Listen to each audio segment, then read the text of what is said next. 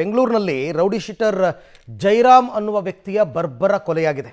ಬಾರ್ನಲ್ಲಿ ಲಾಂಗು ಮಚ್ಚುಗಳಿಂದ ಕೊಚ್ಚಿ ಆತನನ್ನು ಕೊಲೆ ಮಾಡಲಾಗಿದೆ.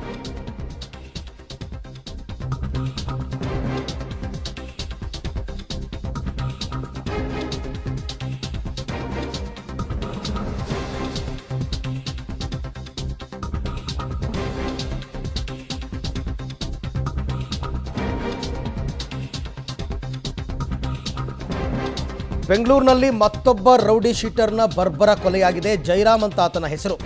ಬಾರ್ ಒಂದರಲ್ಲಿ ಲಾಂಗು ಮಚ್ಚುಗಳಿಂದ ಕೊಚ್ಚಿ ಆತನನ್ನು ಹತ್ಯೆ ಮಾಡಲಾಗಿದೆ. 4-5 ದುಷ್ಕರ್ಮಿಗಳ ಗ್ಯಾಂಗ್ ಈ ರೀತಿ ಹತ್ಯೆ ಮಾಡಿ ಅಲ್ಲಿಂದ ಎಸ್ಕೇಪ್ ಆಗಿದ್ದಾರೆ. ಇದು ತರಬನಹಳ್ಳಿ ಬಾರ್ನಲ್ಲಿ ನಡೆದಿರತಕ್ಕಂಥ ದುರ್ಘಟನೆ. ಸೋಲದೇವನಹಳ್ಳಿ ಪೊಲೀಸ್ ಠಾಣಾ ವ್ಯಾಪ್ತಿಯ ತರಬನಹಳ್ಳಿ ಅಂತ ಕೊಲೆಯಾದ ವ್ಯಕ್ತಿ 42 ವರ್ಷದ ಜೈರಾಮ್. ಈತ ಯಲಹಂಕ ನ್ಯೂ ಟೌನ್ನಲ್ಲಿ ರೌಡಿ ಶೀಟರ್ ಆಗಿದ್ದ ಅಂತ ಗೊತ್ತಾಗಿದೆ. ಸ್ಥಳಕ್ಕೆ ಬೆಂಗಳೂರು ಉತ್ತರ ಡಿಸಿಪಿ ಸೈದುಲ್ ಅದಾವತ್ ಅವರು ಭೇಟಿ ಕೊಟ್ಟು ಎಲ್ಲ ಪರಿಶೀಲನೆಯನ್ನು ಮಾಡ್ತಾ ಇದ್ದಾರೆ. ಇದು ರೌಡಿ ಶೀಟರ್ಗಳ ಕೊಲೆ ಅಂತಂದರೆ ಆ್ಯಸ್ ಯೂಶುವಲ್ ಒಂದು ಗುಂಪು ಇನ್ನೊಂದು ಗುಂಪಿನ ಮೇಲೆ ಅಟ್ಯಾಕ್ ಮಾಡ್ತಕ್ಕಂಥದ್ದು, ಹಳೆಯ ವೈಷಮ್ಯ, ಈ ರೀತಿ ಏನೇನೋ ಇರುತ್ತೆ. ಇತ್ತೀಚೆಗಷ್ಟೇ ಹೈದರಾಲಿ ಅಂತಕ್ಕಂಥ ರೌಡಿ ಶೀಟರ್ನ ಕೊಲೆ ಆಗಿತ್ತು ಬೆಂಗಳೂರಿನಲ್ಲಿ, ಈಗ ಒಂದು 15 ದಿನಗಳ ಹಿಂದೆ. ಈಗ ಮತ್ತೊಬ್ಬ ರೌಡಿ ಶೀಟರ್ ಇವನು ಜೈರಾಮ್ ಅಂತ, ಯಲಹಂಕ ನ್ಯೂ ಟೌನ್ನ ಈತನ ಕಾರ್ಯಾಚರಣೆ ನಡೀತಾ ಇತ್ತು. ಈತ ತರಬನಹಳ್ಳಿ ಬಾರ್ನಲ್ಲಿ ಕುಡಿತಾ ಕೂತಿರುವಂತಹ ಸಂದರ್ಭದಲ್ಲಿ ಒಂದು 4-5 ಜನ ದುಷ್ಕರ್ಮಿಗಳು ಈ ರೀತಿ ಅಟ್ಯಾಕ್ ಮಾಡಿದ್ದಾರೆ.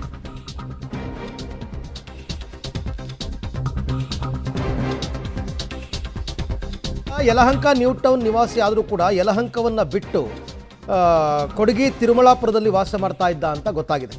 ಕೋಳಿ ಅಂಗಡಿಯಲ್ಲಿ ಈತ ಕೆಲಸ ಮಾಡಿಕೊಂಡಿದ್ದ ಜೈರಾಮ್ ನಿನ್ನೆ ಸಂಜೆ 7:30ಕ್ಕೆ ಕುಡಿಯೋದಕ್ಕೆ ಬಾರ್ಗೆ ಹೋಗಿದ್ದಾಗ ಆತನ ಮೇಲೆ ಅಟ್ಯಾಕ್ ಮಾಡಿ ಕೊಲೆ ಮಾಡಲಾಗಿದೆ. ಹಳೆ ದ್ವೇಷದ ಹಿನ್ನೆಲೆಯಲ್ಲಿ ಕೊಲೆ ಮಾಡಿರತಕ್ಕಂಥ ಶಂಕೆ. ರೌಡಿ ಶೀಟರ್ಗಳದೆಲ್ಲ ಸಾಮಾನ್ಯ ಹಳೆ ದ್ವೇಷನೇ ಯಾವಾಗಲೂ ಕೂಡ. ಸೋಲದೇವನಹಳ್ಳಿ ಇನ್ಸ್ಪೆಕ್ಟರ್ ನೇತೃತ್ವದಲ್ಲಿ ಈಗ ಪ್ರತ್ಯೇಕ ತಂಡವನ್ನು ರಚನೆ ಮಾಡಲಾಗಿದೆ. ಬೆಂಗಳೂರು ಉತ್ತರ ಡಿಸಿಪಿ ಸೈದುಲ್ ಅದಾವತ್ ಅವರು ಈ ಹೇಳಿಕೆಯನ್ನು ಕೊಟ್ಟಿದ್ದಾರೆ.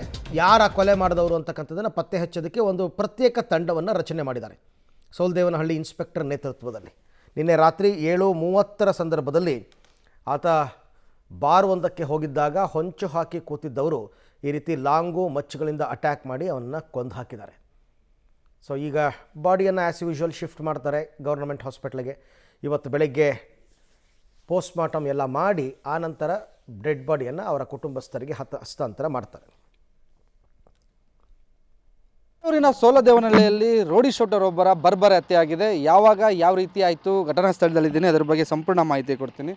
ನೀವೇನು ದೃಶ್ಯದಲ್ಲಿ ಕಾಣಿಸ್ತಿರುವಂಥದ್ದು ಇದು ಸೋಲದೇವನಹಳ್ಳಿ ಪೊಲೀಸ್ ಠಾಣಾ ವ್ಯಾಪ್ತಿಯಲ್ಲಿ ಬರುವಂತಹ ಕೊಡಗಿ ತಿರುಮಲಾಪುರ ಅನ್ನುವಂತಹ ಜಂಕ್ಷನಲ್ಲಿರುವಂತಹ ಸಾಯಿ ಸ್ಪಿರಿಟ್ ಝೋನ್ ಅಂತ ಈ ಬಾರಲ್ಲಿ ಸಂಜೆ 7:30-8 ಗಂಟೆ ಸುಮಾರಿಗೆ ಜೈರಾಮ್ ಅನ್ನುವಂಥ ವ್ಯಕ್ತಿ, 42 ವರ್ಷದ ವ್ಯಕ್ತಿ, ಮದ್ಯಪಾನ ಮಾಡಲು ಬಂದಿದ್ದಾಗ 4 ಜನ ದುಷ್ಕರ್ಮಿಗಳು ಆತನ ಮೇಲೆ ಏಕಾಏಕಿ ಮಚ್ಚುಲಾಂಗಳಿಂದ ಹಲ್ಲೆ ಮಾಡಿ ಕೊಲೆ ಮಾಡಿರುವಂಥ ಘಟನೆ ನಡೆದಿರುವಂಥದ್ದು. ಜೈರಾಮನು ಮೂಲತಃ ಯಲಹಂಕ ನ್ಯೂ ಟೌನ್ಗೆ ಸೇರಿದಂತಹ ವ್ಯಕ್ತಿ. ಯಲಹಂಕ ನ್ಯೂ ಟೌನ್ ಬಳಿ ಇರುವಂತಹ ದೊಡ್ಡ ಬೊಮ್ಮಸಂದ್ರದಲ್ಲಿ ವಾಸವಾಗಿದ್ದರು. ಈ ಹಿಂದೆ ಯಲಹಂಕ ನ್ಯೂ ಟೌನ್ನಲ್ಲಿ ರೌಡಿ ಶೀಟರ್ ಕೂಡ ಆಗಿದೆ. ಆತನ ಮೇಲೆ ಸಾಕಷ್ಟು ಪ್ರಕರಣಗಳು ಇದೆ ಅನ್ನುವಂತಹ ಒಂದು ಪ್ರಾಥಮಿಕ ಮಾಹಿತಿನ ಪೊಲೀಸರು ಕಲೆ ಹಾಕಿರುವಂಥದ್ದು. ಹಳೆ ವೈಷಮ್ಯದಿಂದ ಕೊಲೆ ಆಗಿರ್ಬೋದು ಅನ್ನುವಂಥ ಶಂಕೆಯಲ್ಲಿ ಈಗ ಪೊಲೀಸರು ಕೊಲೆಗಾರರ ಹುಡುಕುವಂಥ ಕೆಲಸ ಮಾಡ್ತಿದ್ದಾರೆ. ಮತ್ತೊಂದು ಜೈರಾಮ್ ಅನ್ನೋ ವ್ಯಕ್ತಿಯ ಮೇಲೆ ಸಂಜೆ 8:30 ಸಂದರ್ಭದಲ್ಲಿ 4 ಜನ ದುಷ್ಕರ್ಮಿಗಳು ಆಟೋದಲ್ಲಿ ಬಂದು ಮದ್ಯಪಾನ ಮಾಡ್ತಿದ್ದಂಥ ಸಂದರ್ಭದಲ್ಲಿ ಹಲ್ಲೆ ಮಾಡಿ ಕೊಲೆ ಮಾಡಿ ಎಸ್ಕೇಪ್ ಆಗಿದ್ದಾರೆ. ಈ ಸಂಬಂಧ ಈಗ ಸೋಲದೇವನಹಳ್ಳಿ ಪೊಲೀಸರು ಪ್ರಕರಣ ದಾಖಲಿಸಿಕೊಂಡು ಆರೋಪಿಗಳನ್ನ ಬಂಧಿಸೋದಕ್ಕೋಸ್ಕರ ವಿಶೇಷ ತಂಡವನ್ನು ರಚನೆ ಮಾಡಿ ಈಗ ಏನು ಕೊಲೆ ಮಾಡಿದ್ದಾರೆ, ಅವರ ಹಿನ್ನೆಲೆ ಏನು ಮತ್ತು ಯಾವ ಕಾರಣಕ್ಕೆ ಕೊಲೆ ಆಗಿದೆ, ಎಲ್ಲವನ್ನ ಪರಿಶೀಲನೆ ನಡೆಸಿ ಹೆಚ್ಚಿನ ತನಿಖೆನ ಮುಂದುವರಿಸಿರುವಂಥದ್ದು. ಕ್ಯಾಮ್ರಾ ಪರ್ಸನ್ ಹೇಮಂತ್ ಜೊತೆಗೆ ಮಾರುತಿ, ಪಬ್ಲಿಕ್ ಟಿವಿ, ಬೆಂಗಳೂರು.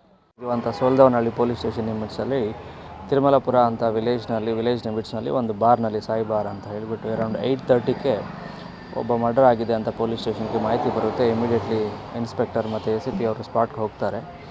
ಪ್ರಾಥಮಿಕ ವಿಚಾರಣೆಯನ್ನು ಮಾಡಿರ್ತಾರೆ. ಅದರ ಮೇಲೆ ಗೊತ್ತಾಗುತ್ತೆ ಕೊಲೆ ಆಗಿರುವಂಥ ವ್ಯಕ್ತಿ ಜಯರಾಮ್ ಅಂತ, ಅರೌಂಡ್ 42 ಇಯರ್ಸ್ ಓಲ್ಡ್, ಚಿಕ್ಕಬೊಮ್ಮಸಂದ್ರ ಅಂತ ಏರಿಯಾಯಿಂದ new Yelahanka town police station ಲಿಮಿಟ್ಸಿಂದ ಬಂದಿದ್ದವರು. ಅವರು ಈ ಬಾರ್ನಲ್ಲಿದ್ದಾಗ ಒಂದು 4 ಜನ ಬಂದು ಕತ್ತಿ ಮತ್ತು ಮಚ್ಚುವಿಂದ ಹೊಡೆದಿರುತ್ತಾರೆ ಅಂತ ಹೇಳಿಬಿಟ್ಟು ಮಾಹಿತಿ ಬಂದಿದೆ. ಅದರ ಮೇಲೆ ಫರ್ದರ್ FIR ಮತ್ತು ಇನ್ವೆಸ್ಟಿಗೇಷನ್ ಆಗುತ್ತೆ. ಈಗ ಅವರು ಈಗಾಗಲೇ ಹೇಳಿದಂಗೆ new Yelahanka town police station ಲಿಮಿಟ್ಸಿಂದ ಬಂದಿರುವಂಥದ್ದು. ಅದು ಅವ್ರ ಮೇಲೂ ಕೆಲವು ಕೇಸಸ್ ಇದೆ ಅಂತ ಗೊತ್ತಾಗಿದೆ. ರೌಡಿ ಶೀಟರ್ ಆಗಿದೆ ಅಂತ ಹೇಳಿ ನಮ್ಮ ಪ್ರಾಥಮಿಕ ವಿಚಾರಣೆಯಲ್ಲಿ ಗೊತ್ತಾಗಿದೆ. ಫರ್ದರ್ ಅವ್ರ ಡೀಟೇಲ್ಸ್ ಎಲ್ಲ ಗೊತ್ತಾಗಿರಬೇಕಿತ್ತು. ಅದು ಯಾವ ಕಾರಣಕ್ಕೆ ಮಾಡಿದ್ದಾರೆ, ಯಾರು ಅಂತ ಹೇಳಿಬಿಟ್ಟು ನಾವು ಡಿಟೆಕ್ಷನ್ ಆಗಬೇಕು. ಆ್ಯಂಡ್ ಅದಕ್ಕೆಲ್ಲ ನಮ್ಮ ಕ್ರೈಮ್ ಸ್ಟಾಫ್ ಆಗಲಿ, ಇನ್ಸ್ಪೆಕ್ಟರ್ಸ್ ಆ್ಯಂಡ್ ಟೀಮ್ಸ್ ಎಲ್ಲ ಆಲ್ರೆಡಿ ಅದರ ಫೀಲ್ಡ್ನಲ್ಲಿ ಇದ್ದಾರೆ.